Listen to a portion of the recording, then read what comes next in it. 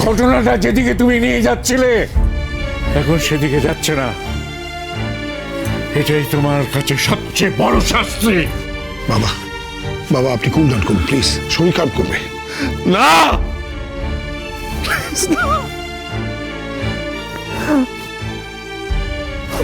আমি সমস্ত সাজা মাথা পেতে নেব। আমার মেয়ের কিচ্ছু হবে না, কিচ্ছু না। আমার মেয়ের, হে ভগবান, তুমি আমার যা সাজা দেবে দাও, আমার মেয়েকে বাঁচিয়ে দাও প্লিজ, আমার মেয়েকে বাঁচিয়ে দাও, আমার মেয়েকে বাঁচিয়ে দাও, ফিরিয়ে দাও। তুই আমার হাত মুচড়ে দিবি? বাহ, সুন্দর কথা বলতে শিখেছিস। যাকে তোর সাথে কথা বলাতে চাই না, বেরো এখান থেকে। মা প্লিজ, ওকে দেখলে মুখটা ফিরিয়ে নিতে পারো না? মেয়ে বলে পরিচয় দাও কেন? তোর ডিজার্ভ করে না এটা। যা, বেরো এখান থেকে, যা।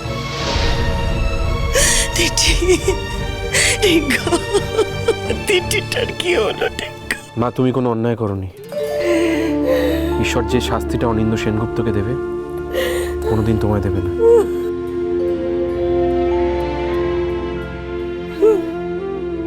দিদি ঠিক হয়ে যাবে মা, ঠিক হয়ে যাবে।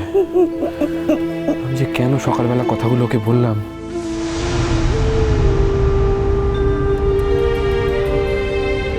সকালবেলা কি বলেছিলি তুই?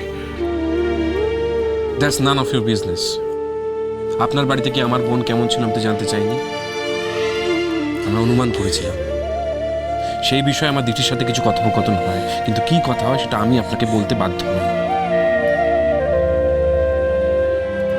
দিদির সাথে নিশ্চয়ই কোনো খারাপ ব্যবহার করেছিল। তুমি খোঁজ নিয়ে দেখো অনিন্দ্যদা, এর মধ্যে নিশ্চয়ই কোনো রহস্য আছে। অকারণে সবাই আমায় ব্লেম করছে। Hey. Hey. Look at me. চিরকাল সবাই আমাকে ভদ্রলোক বলে জেনেছে, কিন্তু আমি জানি এই ভদ্রলোকের মধ্যে একটা ছোট লোক বাস করে। মাঝে মাঝে সেই ছোট লোকটা বেরিয়ে আসতে চায়, কিন্তু ভদ্রলোকটাকে ডমিনেট করে আটকে রাখে। আজ যদি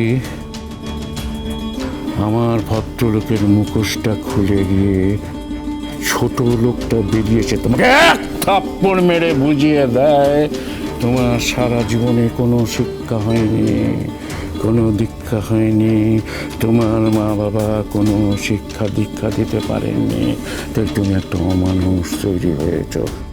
আমি তো তোমার মা বাবার মতো, তাই সারা জীবনে শিক্ষা দীক্ষা দিয়ে আর একটা থাপ্পড় মেরে আমি বুঝিয়ে দিতে চাই তুমি একেবারেই মানুষ হওনি। তাই সসম্মানে যদি এখানে থাকতে পারো থাকো, otherwise get out, get out. মেশমশাই, এই মেয়ে ছেলেটা শেষ করে দিল গো, আমাদের সংসারটাকে শেষ করে দিল। অনিন্দ্যদা, তুমি আশা করি শুনতে পাচ্ছ যে তোমার বাড়ির কাজের লোক পর্যন্ত আমাকে চা নয় তাই ভাষায় অপমান করছে। খুব বড় বড় কথা বলছো না, খুব বড় বড় কথা। কাজের লোক? হ্যাঁ হ্যাঁ, আমি এবারের কাজের লোক। সন্তানি মেয়ে ছেলে, এনারা তো খুব ভদ্রলোক, তাই চুপ করে আছে, কেউ কিচ্ছু বলতে না। পড়তে পড়তে আমাদের বস্তিতে গিয়ে কত ধানে কত চাল না একবারে দেখিয়ে দিতাম। বৌদি, বৌদি, আমার বৌদির সংসারটা নষ্ট করে দিল। আমার বৌদির সংসারটা নষ্ট করে তোমার শান্তি হয়নি না? শান্তি হয়নি তোমার? ওর মেয়েটাকেও তুমি খাচ্ছ। জুন, তুমি চলে যাও এখান থেকে। সবার কথা শুনে তুমি দয়া করে এখান থেকে চলে যাও। তোমার অনিন্দ্যদার সাথে আমার ডিভোর্স হয়ে গেছে ঠিকই, তোমাদের কিন্তু এখনো বিয়ে হয়নি। তোমরা দুজন শুধুমাত্র একসাথে থাকো, আর একসাথে থাকার সুবাদে এখানে থাকার কোনো অধিকার তোমার নেই। তুমি যদি না যাও না, আমি সম্বিতকে ফোন করব।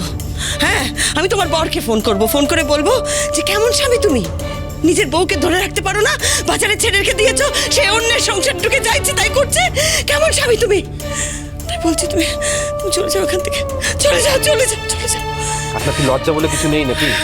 এখানে তো পরিবারের লোকেরা দাঁড়িয়ে আছে আর আপনাকে অপমান করা হচ্ছে। আপনাকে দেখে তো আমারই করুণা হচ্ছে।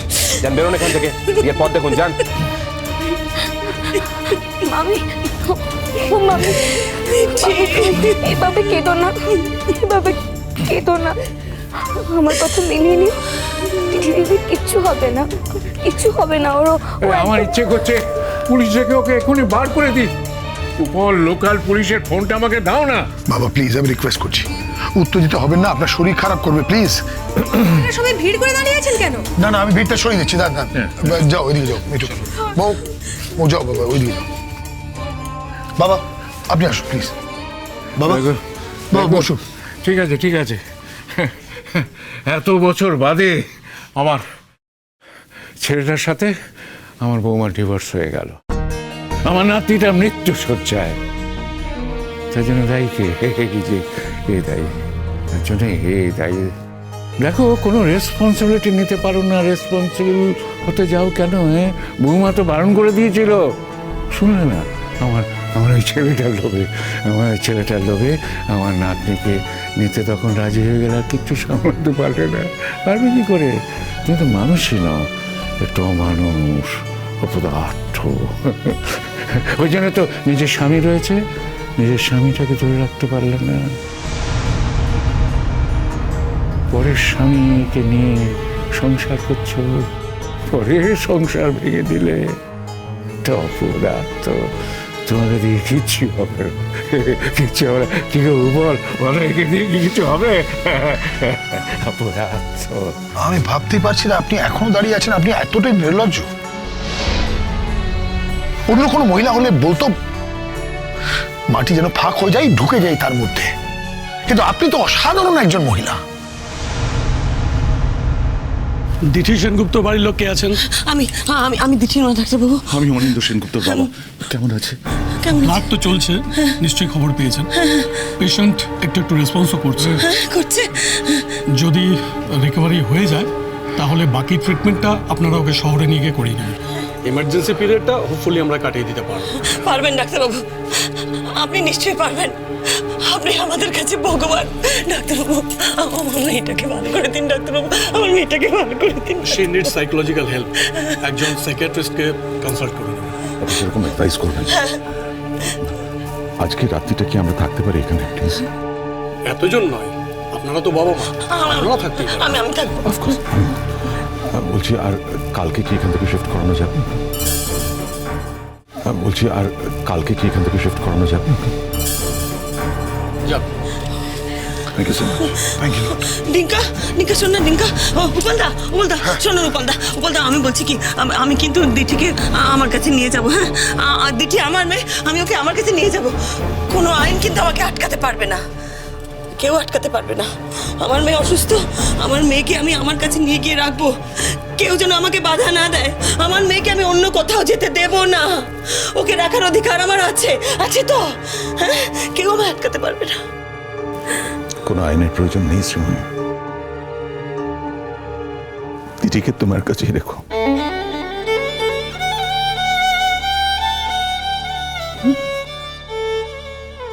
আমি দায়িত্ব নিয়ে দায়িত্ব পালন করতে পারিনি, ওকে রাখার কোনো অধিকার আমার নেই। তো তোমার কাছে আমি একটাই ভিক্ষে চাইছি, ওকে ভালো করে অন্য কারোর জন্য নয়, আমার সন্তানও দিদি, আমার সন্তান, ওর জন্যে আমি ওকে আমার কাছে রাখবো, আমার কাছে নিয়ে গিয়ে সুস্থ করে তুলবো। বাবা, আপনারা বাড়ি চলে যান, আমি আজ রাত্রে হাসপাতালেই থাকবো। না না, এখানে কেউ থাকবে না। এখানে ওই উপল আর ডিঙ্কা থাকবে। আমরাও থাকবো। না না, কাউকে রাখতে হবে না, এখানে থাকার নিয়ম নেই, কোনো দরকার নেই। না না, আপনারা চলে যান বাবা, আমি তো আছি। বলতে তুমি বাবাকে বোঝাও না। বৌদি তুমি থাকবে, আমি থাকছি, আর ডিঙ্কা থাকবে। তুমি চিন্তা করো না, আমি এদের গাড়ির অ্যারেঞ্জমেন্ট করে দিচ্ছি। বাবা আপনি আসুন।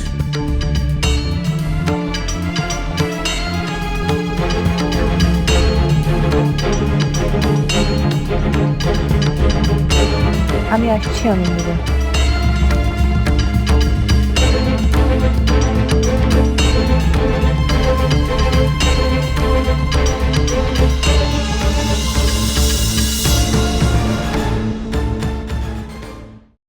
আমি জানি আমার এটাই পাওনা, বাট দিঠির দ্রুত সুস্থ হয়ে ওঠার জন্য তোমার আমার দুজনেরই দিঠির পাশে থাকা দরকার। তোমার আর কিছু বলার আছে?